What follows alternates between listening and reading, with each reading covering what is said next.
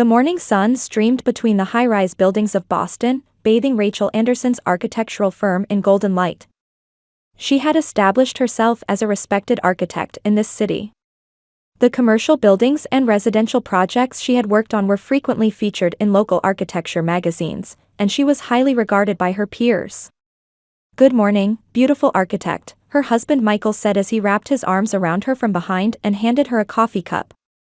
He worked as an executive at a major consulting firm and had met Rachel during their college years. They had been married for 8 years and had no children, but both were passionate about their work and lived fulfilling lives. "I'll be late tonight. I have the final presentation for a new project," Rachel replied while reviewing blueprints. "I'm going to be busy preparing for a business trip too. I'm scheduled to go to Chicago for 3 days next week." Michael was adjusting his tie in front of the mirror, fixing his appearance. His well-defined features and refined demeanor had a charm that captivated people upon first meeting. As Rachel watched her husband, she felt satisfied with their life together once again. However, when she thought about her family back home in Dallas, Texas, she sometimes felt a small weight in her chest. Ever since her father Robert had suddenly passed away from a heart attack 4 years ago, her relationship with her mother Barbara and sister Christina had subtly changed. Barbara had become more withdrawn than before, and their phone conversations had grown shorter. Christina worked at a local bank, but she seemed to lack passion for her job and always appeared dissatisfied with something. "Maybe I should go home this weekend," Rachel said on impulse. "That's a good idea. It's been a while since I've seen your family," Michael smiled, but she thought she saw a shadow cross his expression for a moment. That weekend, Rachel traveled to Dallas alone. Michael couldn't accompany her due to sudden work obligations. The route from the airport to her family home was familiar, but since her father's death, she had begun to feel a certain loneliness along the way. The family home was a 2-story house in a quiet suburban neighborhood. Roses that her mother carefully tended bloomed in the garden, but they didn't seem as well maintained as before. "Rachel." Barbara appeared at the front door, but her smile seemed forced somehow. "You should have called if you were coming home suddenly." "It's a surprise, Mom. I'm glad to see you're doing well." Rachel hugged her mother, but Barbara's body felt smaller than before. When they went inside, the living room was neat and organized, but it gave the impression that the sense of daily life had somehow faded. "Where's Christina?" "She's in her room. She hasn't been feeling well lately." Barbara's voice contained a faint tension. Rachel went upstairs and knocked on her sister's door. "Christina?" "It's me, Rachel." After waiting a while, the door opened just slightly. Christina's face was pale with dark circles under her eyes. "Why are you here?" "I came home for a visit." "Are you okay? You look unwell." "I'm just a little tired. I have plans to go out tomorrow, so I want to rest early tonight." Christina gave a vague answer and closed the door. Rachel was puzzled but didn't pursue it further to avoid upsetting her sister. The next morning, as Rachel was making coffee in the kitchen, Barbara was frantically searching for her car keys. "Where are you going?" "I have some errands to run." "Would you like to come with me?" "No, I'll just relax here." Barbara left the house with a look of relief. Once alone, Rachel took the opportunity to look around the family home in detail for the first time in a while. Her father's study remained unchanged, with his beloved novels and history books lined up on the bookshelves. Around noon, when her mother returned home, Rachel noticed a small piece of paper flutter from the car. It was a pamphlet that read, "Bridal Fair in Progress." Though surprised, Rachel thought Christina might have gotten a boyfriend and approached Barbara with a smile. "Mom, this fell from your car." The moment Barbara saw the pamphlet, her face changed color and she frantically snatched it away. "That's just an advertisement." It was in the mailbox. "Is Christina getting married? I thought she'd been acting strange lately. Maybe she's worried about her boyfriend?" At Rachel's question, Barbara was clearly agitated. Her hands were shaking as she clutched the pamphlet tightly. "That's none of your business." Rachel was surprised by her mother's vehement rejection. Barbara was usually a calm and rational woman. She rarely became this emotional in front of her daughters. "Mom, what's wrong? Are you hiding something?" "I'm not hiding anything. Leave Christina alone. It's none of your concern." Barbara ran upstairs and shut herself in her room. Rachel was left alone in the living room. Her mother's abnormal reaction intensified the anxiety deep in her chest. The next morning, Rachel returned to Boston, but the events at home wouldn't leave her mind. Even when she tried to concentrate on work at the design firm, her mother's agitated expression kept floating through her thoughts. During lunch break, she decided to call her childhood friend Jennifer. Jennifer worked at a local real estate company and was knowledgeable about Dallas area information. She had been a close friend since high school, and they had kept in regular contact even after Rachel left her hometown. "Jenny, I want to ask you something about Christina." On the other end of the phone, Jennifer paused briefly. "Did Christina do something? She's been acting strange lately. Mom seems to be hiding something too. Could there be talk of marriage?" Another silence followed. Jennifer's voice was more cautious than usual. "Rachel, I don't know all the details, but this might be something you should know about." "What is it? Tell me. Let's meet in person to talk." "It's hard to say over the phone. Can you come to Dallas next Friday?" Jennifer's vague answer further fueled Rachel's anxiety. Even her best friend was hiding something. What on earth was happening with her family? Rachel arranged her work schedule and headed to Dallas the following Friday. This time she didn't explain the detailed circumstances to Michael. Her husband had been traveling frequently on business lately, and their conversations at home had become infrequent. At a cafe in downtown Dallas, Rachel reunited with Jennifer after a long time. She looked more mature than before, but her expression was heavy. "Rachel, what I'm about to tell you might be painful for you." Jennifer was carefully choosing her words while holding her coffee cup with both hands. "Christina is indeed planning to get married. But I think you should know about the man she's marrying." "Is it someone I know?" "Yes, someone you know very well," Jennifer sighed deeply. "But I can't tell you myself. You need to find out for yourself." Rachel was frustrated by her friend's evasive answer. However, from Jennifer's expression, she could understand that this was a serious matter. "When is the wedding? Where will it be held?" 3 weeks from this Sunday." "But Rachel, I don't think you should go." "Why not? I'm family, aren't I? It's natural for me to attend my sister's wedding." Jennifer looked troubled as she clasped her hands on the table. "Aunt Barbara asked me to keep it secret from you. But as a friend, I think it's better for you to prepare yourself mentally now rather than find out later." That night, Rachel sat alone in her hotel room, deep in thought. The fact that she was being excluded from her family weighed heavily on her chest. Why was she the only one not told about the wedding? Was there such a deep rift between Christina and herself? The next day, Rachel visited an acquaintance who worked at a local wedding venue. Sarah was a classmate from high school who now worked as an event coordinator at a luxury wedding venue in the Dallas suburbs. "Rachel. It's been so long. You look great." Sarah welcomed her warmly, but when Rachel asked about Christina's wedding, her expression clouded. "Oh, that event. It's actually not at our venue. But the industry is small, so I know where it's being held." Sarah looked around and then lowered her voice. "Lodgewood Manor. It's a historic mansion in the suburbs. A very high-end venue that usually requires reservations 6 months in advance. But this wedding was arranged suddenly." "Lodgewood Manor? Such an expensive venue?" Rachel was surprised. With Christina's salary, she shouldn't have been able to afford such a venue. "I heard the guest list is small. Just family for an intimate ceremony." "But Rachel, aren't you invited?" At Sarah's question, Rachel forced a bitter smile. "It's complicated." On the flight home, Rachel called Michael. 3 weeks from Sunday, I'm thinking of going home. Christina's having her wedding." On the other end of the phone, Michael paused briefly. "A wedding? That's wonderful news. But I might have an urgent business trip that weekend. An emergency project came up with a client in Seattle. Really? That's too bad. But I'll be fine going alone. I'm worried about you going alone. Family relationships are complicated.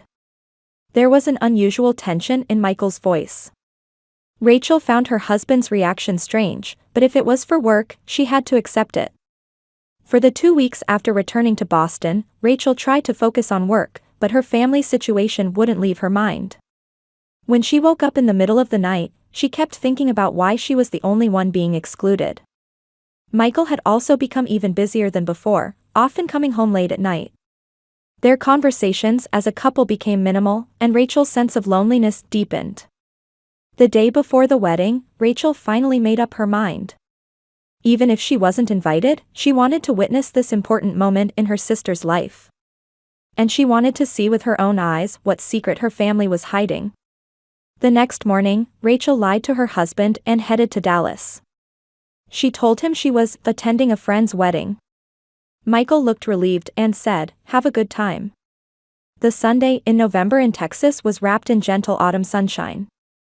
On her way to Lodgewood Manor in the Dallas suburbs, Rachel kept taking deep breaths in her rental car. Her heart was pounding violently in her chest. Lodgewood Manor was a historic mansion built in the 19th century, surrounded by vast gardens. Rachel parked her car some distance from the parking lot and disguised herself with a wide-brimmed hat and light scarf. She put on sunglasses and took care to be as inconspicuous as possible. As she quietly walked around the mansion, she could hear voices coming from the back garden. Hiding behind the hedges, Rachel carefully approached. In the beautifully maintained garden, a white tent had been set up with a small number of chairs arranged. There were about 20 guests, confirming this was indeed an intimate ceremony with just family and close friends. She could see Barbara wearing a light purple dress, standing with a tense expression. Next to her were Uncle Tom and Aunt Linda. Cousin Jimmy and his wife were also in attendance. However, Rachel was nowhere to be seen. It was as if she alone didn't exist, completely excluded from this family gathering. At 2 o'clock in the afternoon, the beautiful sound of a string quartet began to resonate through the garden. Rachel watched the ceremony through gaps in the hedge. First, the minister took his place at the altar. Then the groom appeared in a black tuxedo. In that moment, Rachel's world came crashing down with a sound. When she saw the groom's face, she felt the blood drain from her body. It was Michael, the man she had spent 8 years of her life with. He was standing at the altar waiting for the bride with a nervous but happy smile. Rachel clung to the hedge, desperately fighting the urge to collapse. Various fragments of memory swirled in her head. The recent frequent business trips, the decreased conversations at home, and last night's lie about an emergency project in Seattle. Everything converged into one horrifying truth. When the wedding march began, Christina started walking down the aisle alone, holding a photo of their father to her chest. She was dressed in a pure white wedding gown and looked more beautiful and radiant than Rachel had ever seen her. But that beauty seemed cruel to Rachel. When Christina stood next to Michael, the two gazed at each other lovingly. The scene was exactly like a young couple filled with love. Tears began to overflow from Rachel's eyes. The minister was conducting the ceremony in a resonant voice. "Beloved friends, thank you for attending the wedding of Michael Thompson and Christina Anderson today. Marriage is a sacred covenant where two souls become one." The minister continued, "Michael, do you promise to love Christina, in sickness and in health, and walk through life together?" "I do." Michael's voice was gentler and more confident than Rachel had ever heard it. "Christina, do you promise to love Michael and continue to support him through any difficulties?" "I do." Christina's voice was overcome with emotion as she answered while wiping away tears. The two exchanged rings and shared a deep kiss. Warm applause rose from the attendees. Barbara was applauding while crying, but her expression seemed to contain complex emotions. Rachel took out her smartphone with trembling hands and began recording the scene. She needed evidence. She had to document this unbelievable reality. The minister was about to speak his final words. If anyone has any objection to this marriage, speak now or forever hold your peace. This was a formal question that usually no one answered. However, something snapped inside Rachel. 8 years of marriage, love for her family, and above all, her own dignity burst forth as a voice from her throat. I object. Rachel's shout echoed through the garden. All the attendees turned to look at her. As she removed her hat and scarf, Rachel emerged from behind the hedge. The ceremony was enveloped in silence. Even the birds seemed to have stopped singing. Barbara turned pale and covered her mouth with her hand. Christina began to tremble and almost dropped her bouquet. And Michael stood frozen with the color drained from his face. That man is my husband. Rachel shouted again with a trembling voice. Murmurs spread among the attendees. Uncle Tom stood up, trying to understand what was happening. Rachel. Michael finally spoke. I didn't expect you to be here. Of course not. Did you forget that I'm your wife? We haven't gotten divorced yet. Christina suddenly broke down crying. I'm sorry. We were going to tell you. But the timing. Timing? Rachel said as she walked toward her sister. You deceived me for 8 months, and you're saying it's a matter of timing? Barbara spoke with a trembling voice. Rachel, please don't make a scene here. Everyone is watching. Everyone? Everyone except me. Am I not family? Is there a reason I wasn't invited to my sister's wedding? The minister was confused, unsure whether to interrupt the ceremony. The attendees stood up and began whispering among themselves. The beautiful wedding had instantly turned into a scene of chaos. Michael slowly approached Rachel. Let me explain. This isn't as simple as you think. Not simple? My husband is having a wedding ceremony with my sister. What could be simpler than that? Rachel's voice trembled with anger and sadness. The life she had believed in for 8 years was shattering to pieces before her eyes. Her beloved husband, dear sister, and even her mother had all betrayed her. Sister, we really love each other, Christina pleaded through tears. Michael told me that your marriage was just a formality. That you only cared about work and nothing else. Those words delivered the final blow to Rachel's heart. It was true that she had been absorbed in work lately. But was that a reason for their marital love to cool? And was that justification for an affair with her sister? Rachel removed her wedding ring and threw it at Michael's feet. Are you satisfied now? Can you be happy after destroying my life? However, at that moment, Christina suddenly grimaced and stumbled while holding her stomach. Red blood began to seep through the white fabric of her wedding dress. Seeing the red stain spreading across the pure white wedding gown, the attendees panicked. Rachel's anger instantly turned to concern for her sister. Christina. Rachel rushed to her sister and supported her swaying body. Christina's face was pale with cold sweat beading on her forehead. My stomach hurts, Christina whispered in a trembling voice. Call an ambulance. Rachel shouted to the attendees. Michael was agitated and stood frozen, not knowing what to do. Barbara frantically took out her cell phone. Hello, we need an ambulance please. At Lodgewood Manor. A pregnant woman is bleeding. Pregnant. That word delivered a new shock to Rachel's heart. Her sister was pregnant. That might have been the reason for this sudden wedding. How far along? Rachel asked while holding her sister's hand. 4 months. Christina answered through tears. The baby. I'm worried about the baby. Rachel was overwhelmed by complex emotions. Anger, sadness, and sympathy for her sister's pain swirled in her heart. No matter how betrayed she felt, Christina was still family. And there was a new life in her womb. The sound of an approaching ambulance siren could be heard. The paramedics arrived and placed Christina on a stretcher. Rachel naturally continued to hold her sister's hand. Please come with us to the hospital, a paramedic said to Rachel. Your family, right? Rachel hesitated. Technically, she was still a sister-in-law. But emotionally, she was also a victim of betrayal. "I'll go," Rachel answered. "I'm her sister."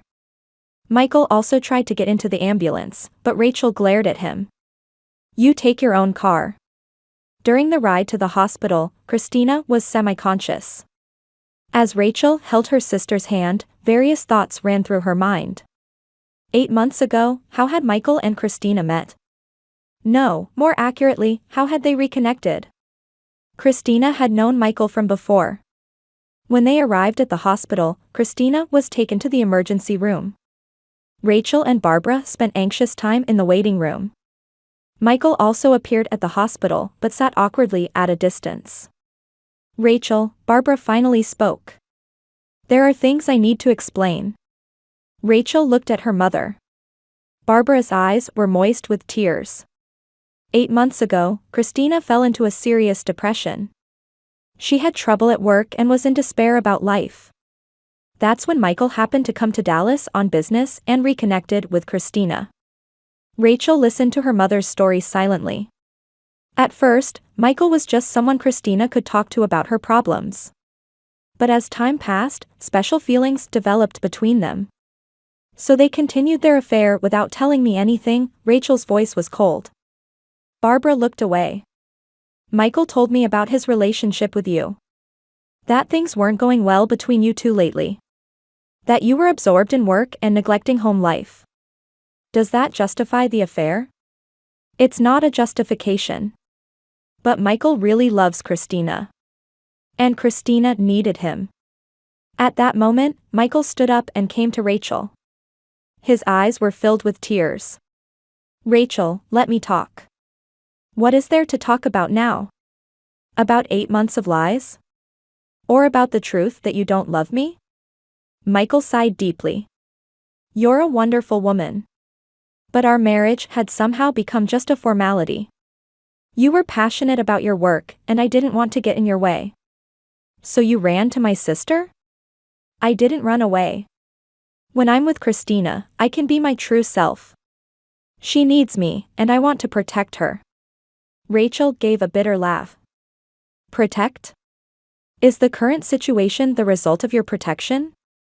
At that moment, a doctor appeared in the waiting room. The three of them quickly stood up. "Are you the patient's family?" The doctor looked tired. "The mother is stable. However, unfortunately, the baby." The moment the doctor's words trailed off, Rachel understood everything. Barbara collapsed, and Michael leaned against the wall. "It's a miscarriage. This can happen from early to mid-pregnancy.